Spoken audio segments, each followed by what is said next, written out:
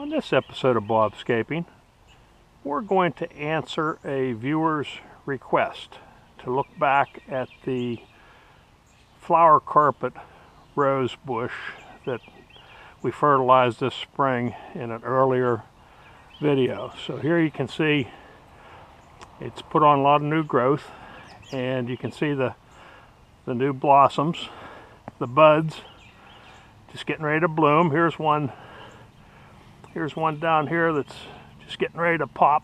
A couple more out here on this branch. So yeah, it's doing real well. The cutback we did on the dead branches and the new growth that's put on since then, it looks great.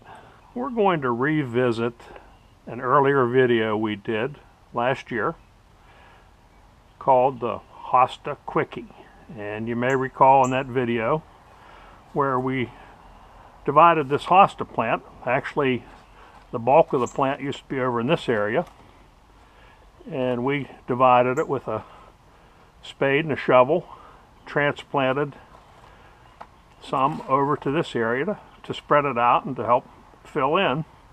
And here you can see it's doing fabulous.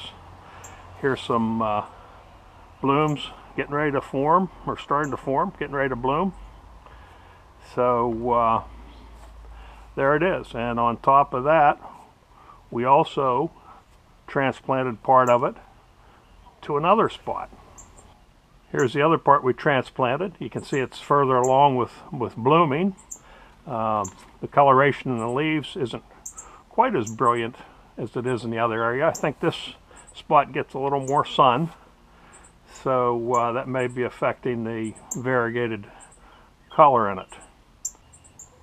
We're going to revisit this boxwood that we've trimmed in several videos. This winter gem boxwood, you've seen it in some videos being hand sheared, others most recently being power sheared. And here you can see it has a very natural look to it, and it's actually coming up on that time of year to give it another haircut. So what will it be this year? Hand shearing, power shearing, hand shearing, power shearing.